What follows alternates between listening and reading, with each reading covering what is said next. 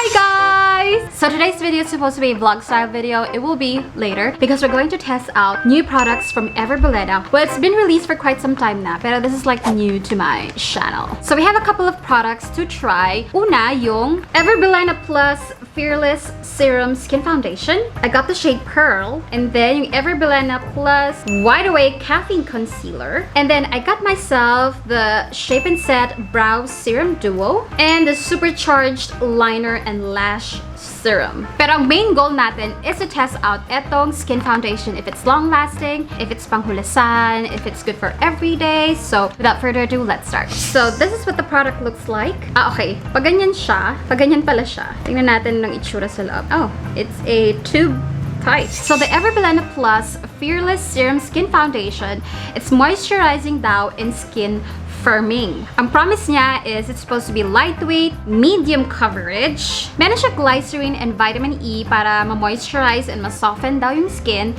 And CoQ10 para mag-improve yung appearance ng fine lines and wrinkles. Which is good for those na mid-20s, 30s, and even 40s. Okay, so first thing guys, huwag kayong bibili online. You have to go to the counter to see your shade. It's a shade lighter than my skin tone, but I'm hoping na mag-oxidize siya later. Pero, application-wise, you can use your fingers, medyo tacky lang siya. Pero if you use a sponge, mababawasan yung coverage na. It's going to gitna ng light and medium. Pero, hindi siya like malagkit. Mabilis siyang kumapit sa face in fairness. Oh, by the way, don't mind my nails. My daughter did this. Anyway, moving on. Try na natin yung Wide Awake Caffeine Concealer. So, ito yung itsura niya. It's a tube type. Oh, may plastic pa din. It's a roller.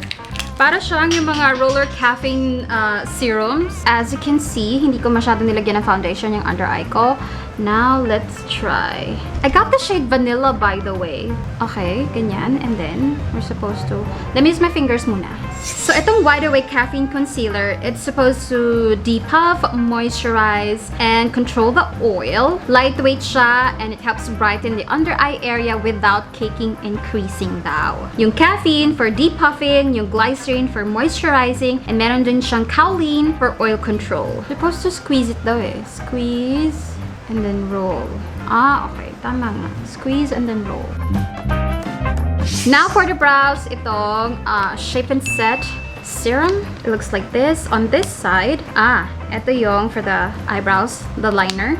And then on this side, yung serum. Okay. So to use this, una, gamitin mo muna yung liner. And then, saka mo isiset ng clear brow gel. And then, meron din daw tong vitamin E, vitamin C, and keratin. If you've been following me for a very long time now, you know that my brow game is not the best. Brows are not my favorite thing to do.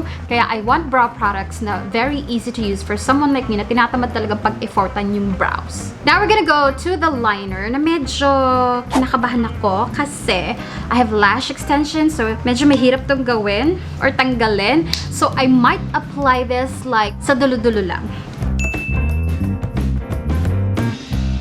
Honestly, if you have lash extensions, hindi na talaga necessary yung parang eyeliner unless you're going to use it for like super glam. But for the sake of this video, I gotta use it. Well, ang point lang naman is tingnan natin if it's going to be long-lasting. Now, I don't have any other new products for the face. So, allow me to contour and to put a blush on using my Get Ready With Me Cosmetics Customized Palette. Ay, magagamit natin yung bronzer, so I can bronze it because the Super Bright Foundation.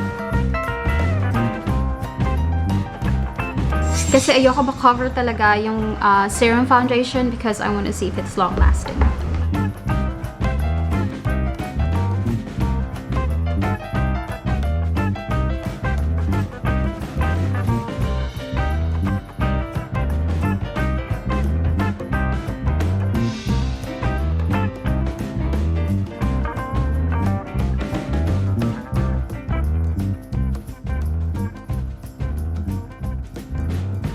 For the lips, you guys, oh my god, I bought a couple of shades. EB Matte LTD Liquid Lipstick. So, I think this deserves a separate video. Ang tagal-tagal ko hindi nag-lip swatch. So, abangan nyo, this is going to be my next video, yung lip swatch nito. This is like an OG favorite, you guys.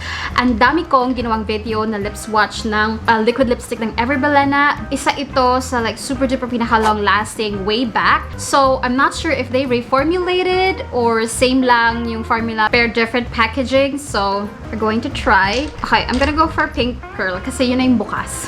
No, I think I'm gonna go for soft cinnamon. Okay, final na. We're gonna go for tiramisu. Actually, this is also a chance for me to test out kung long-lasting pa rin siya like before.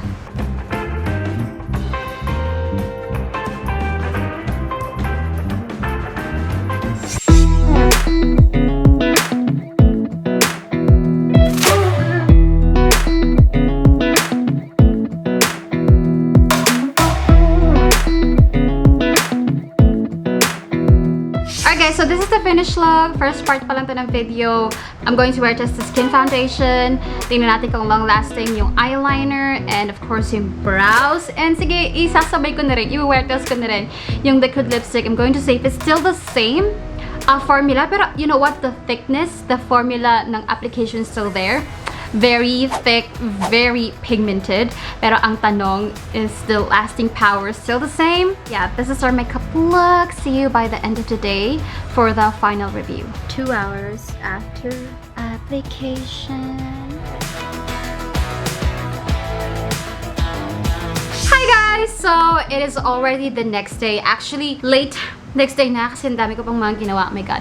But it's time for me to tell you my final thoughts dun sa mga products na na-try natin. Umpisahan muna natin, bago ang lahat. Sa eyes muna tayo. Itong kanilang Shape and Set Brow Serum. Honestly, this really worked for me. Lalo na sa akin na hindi brow person, na tinatamad sa brows at gusto ko yung mabilisan lang pero maayos naman. I really love this. Really beginner-friendly and long-lasting naman siya. Kumapit naman siya ng bonggang-bongga. By the end of the day kasi hinawakan ko, andun pa rin yung matigas na feeling ng serum. Kumapit naman siya kahit papaano. Yan, dami kong pinuntahan kahapon. Puro, kung nakita nyo, like motor-motor clips, ganyan. So, I like this one. For 275 pesos, sulit na siya for me. I mean, yung presyo niya is a little bit expensive than the usual brow products na I would buy. Pero sulit na siya. Next is itong Supercharged Liner. This is also 275 pesos. And honestly, reminds me of Caroline graphic liner. But this is 275. I'm not sure anong price nung ano. Parang mas mura ata yung sa Caroline. Pero wala naman ako nakitang anything amazing. Nagstay pa rin naman siya dito sa side na to, if I remember correctly. Pero yung side na to, na medyo siguro na-rub ko ng ganon yung tungkil. So, nabawasan na yung parang sharp edge. So, long-lasting siya kung di mo siya gagalawin. Kung you remember not to touch your eyes, not to rub your eyes. Pero, hindi siya like yung 100% na, like kapit na kapit, if you know what I mean. Pwede na. Or sakto lang para sa akin yung eyeliner na to. Next is itong Wide Awake Concealer. 265 pesos. And honestly, nung umpisa, parang sakto lang siya sa akin. Typical concealer lang naman siya sa akin. May creasing pa rin naman siya. Pero yun nga, tama siya. Hindi siya ganun ka-drying sa under eyes. Hindi siya yung parang halatang may powder or concealer sa under eyes mo. Pero nagustuhan ko to kasi a friend of mine complimented. Nung nakita niya ako, nag-Zoom meeting kasi kami. And I was just using, you know, natural lighting, ganyan-ganyan. Tapos sabi niya, parang wala kang eye bags. Parang fresh mo. And I was like, eto, it was really moisturizing for me. So, I like this one. I do recommend that you try itong Wide Awake. It worked for me. I hope it will work for you as well. Ngayon, mapunta na tayo sa star of the show. Etong Fearless Serum Foundation for 325 pesos. Okay, so when I first tried itong Fearless Serum Skin Foundation, what I remembered was this one. This one is from Maybelline. Ito yung Fit Me Fresh Tint. Ito yung parang latest release din to ng Maybelline. Meron sana akong ginawang review nito. Like, legit, wear test din siya. So, medyo comparable for me itong dalawang product na to. The difference is, eto wala siyang masyadong lagkit compared to this one. Pero coverage-wise, parang halos parehas sila. But this one is 399 pesos. So, if you want to experience this one, pero mas affordable, go for the Bilena one. Ang pinagkaiba lang nila is, well, eto may vitamin C. So, comparable tong dalawa. Pero kung gusto mo na mas affordable, you go for this one. Light to medium coverage, pero hindi ko to aasahan sa mga bonggang events na kailangan like super glam kasi yung coverage nito is just, yeah, medium. Unless sobrang kinis mo, like, you know, wala kang masyadong problema. Ang kailangan mo lang pantayin yung discoloration sa face mo, pantayin, mabawasan yung mga dark areas, mga ganyan-ganyan. Then, pwede mo tong gamitan sa glam.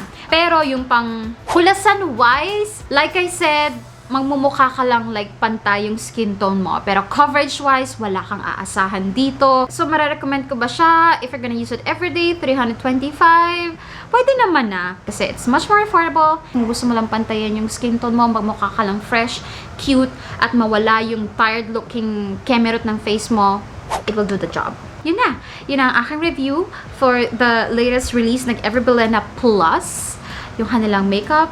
So, ikaw na mag-decide kung bet mong itry. Pero, honestly, sa lahat ng mga na-try ko, itong dalawa, yung favorite ko. Anyway, that's it for today's video, guys. Asahan nyo yung next video natin. Most likely, another Ever Bilena, pero yung lip swatch, yung promise ko sa inyo. I hope you don't mind. Again, thank you so much for watching, guys. And I'll see you in my next video. Bye-bye!